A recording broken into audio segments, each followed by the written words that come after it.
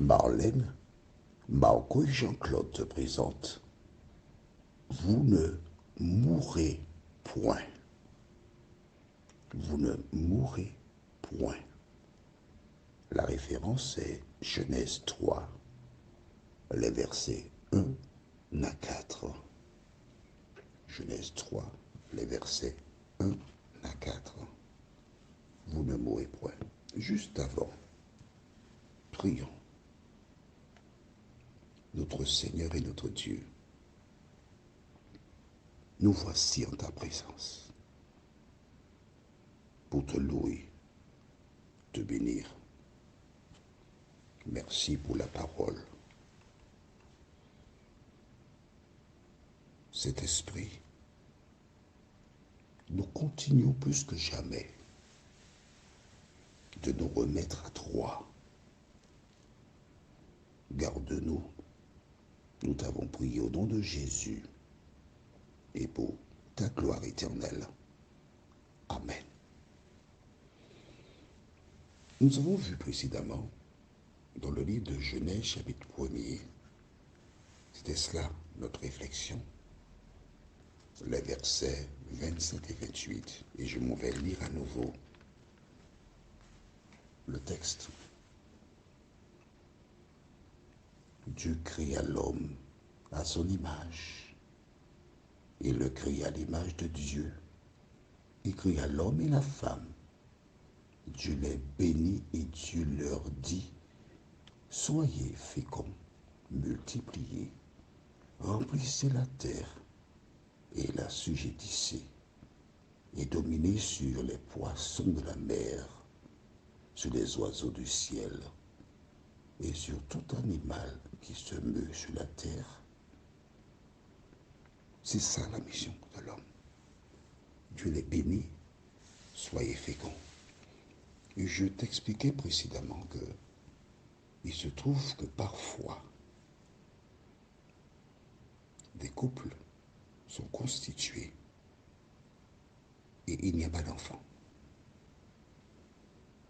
Les voisins, parents, amis et alliés et ceux qui n'ont rien à faire critiquent et attribuent cela comme une malédiction. Mais je voudrais te dire qu'à cause du péché,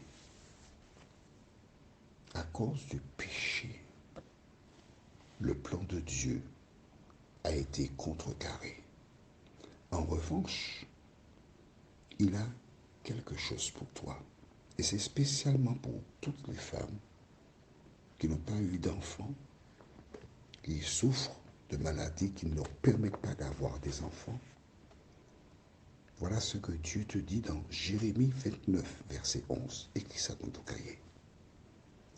Jérémie 29, verset 11. Jérémie 29, verset 11 déclare, car je connais les projets que j'ai formés sur vous, dit l'Éternel. Projets de paix et non de malheur, afin de vous donner un avenir et de l'espérance. Amen. Car je connais les projets que j'ai formés sur vous. Projets de paix et non de malheur, afin de vous donner un avenir et de l'espérance. Tu as un avenir. L'espérance aussi. Dieu a un projet pour chaque personne. Le diable a un projet pour chaque personne. Mais si tu crois en Dieu, si tu crois que Jésus est mort pour te sauver, si tu crois que Jésus a été préparé une place pour toi et qu'il reviendra te chercher, ne sois pas inquiète. Remercie Dieu. Car combien de personnes n'ont plus la vie? Combien de personnes sont handicapées? Combien de personnes ont des problèmes? Mais Dieu, il t'a préservé de toutes ces choses-là. Alors remercie Dieu. Cesse de pleurer. Cesse de te lamenter. Fais confiance à l'Éternel. D'accord? Mais si personne ne t'aime plus que Dieu. La référence du jour se trouve dans Genèse 3, versets 1 à 4. On a eu l'occasion déjà d'aborder cette lecture. Mais nous allons à nouveau nous tourner vers la parole. Lisons. Le serpent était le plus rusé de tous les animaux des champs que l'Éternel Dieu avait fait. Il dit à la femme, Dieu a-t-il réellement dit, vous ne mangerez pas de tous les arbres du jardin? La femme répondit au serpent, nous mangeons du fruit des arbres du jardin. Mais quant au fruit de l'arbre qui est au milieu du jardin, Dieu a dit, vous n'en mangerez point et vous n'y toucherez point, de peur que vous ne mouriez. Alors le serpent dit à la femme, vous ne mourrez point, mais Dieu sait que le jour où vous en mangerez, vos yeux s'ouvriront et que vous serez comme des dieux connaissant le bien et le mal. J'ai lu jusqu'au verset 5. D'accord? Que comprends-tu de ce que nous venons de lire? Dieu a donné une indication. De quoi s'agit-il? De quoi s'agit-il? Lisons dans Genèse chapitre 2.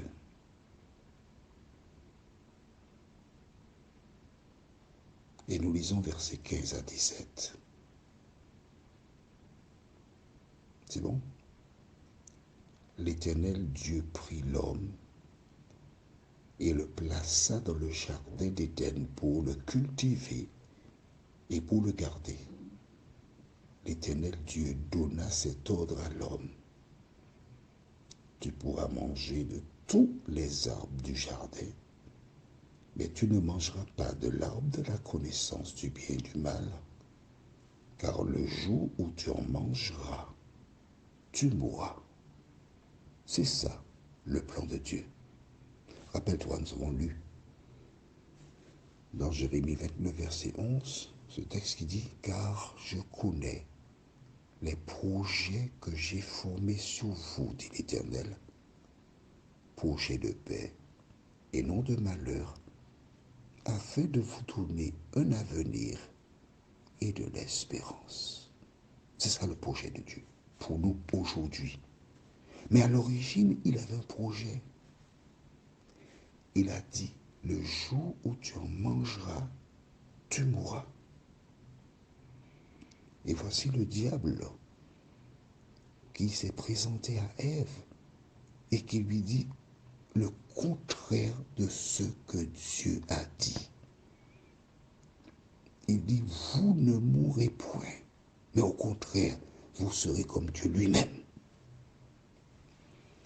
À la lumière de cette lecture, nous comprenons que notre ennemi, l'ennemi de Dieu, nous propose de poser des actes, de faire des choses qui sont contraires à la parole de Dieu. Voilà donc pourquoi je m'adresse aux familles déjà constituées, mais ceux qui n'ont pas encore de famille, merci de prendre des notes. Et c'est pourquoi je dis qu'il faut avoir un cahier au moins de 300 pages pour noter. Comment résister aux attaques du malin et permettre à la cellule de remporter la victoire. Mais oui, parce que c'est une guerre. Si tu veux que ton foyer garde le cap, il y a des bases. La première base, rappelle-toi, on a déjà vu cela, c'est Somme 127, verset 1. Si l'Éternel ne bâtit la maison, ceux qui la bâtissent travaillent en vain. C'est la première chose. La base, c'est que ce soit Dieu qui se trouve à la fondation du foyer. La deuxième chose très importante, Proverbe 18, dans ce chapitre de Proverbe, nous trouvons un élément fondamental qui est à la base du bonheur.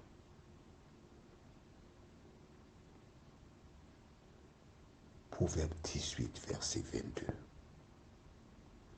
déclare: celui qui trouve une femme trouve le bonheur. C'est une grâce de l'Éternel. Important. Donc, Dieu doit être à la fondation. Deuxièmement, il faut que la femme que tu épouses soit un cadeau de Dieu. Parce que c'est avec une telle femme que tu as le bonheur. En théorie. Troisièmement, il faut passer du temps en compagnie de Dieu. Qu'est-ce que cela veut dire? Il faut réserver du temps le matin et le soir pour s'asseoir autour de la table, prendre la Bible, lire la Bible, échanger, prier ensemble. C'est ainsi qu'un foyer devient de plus en plus fort. S'il n'y a pas de culte de famille, lecture de la Bible, la prière, ça n'ira pas loin. Parce que le diable est aux aguets et il s'introduira. Maintenant, en dehors du culte et tout cela, il y a aussi la capacité d'échanger, de communiquer. Il ne faut pas que l'égoïsme prenne le pas, où chacun est là pour soi. C'est mon argent, je fais ce que je veux de mon argent. Non. À partir du moment où tu poses des actions, où tu dis des choses,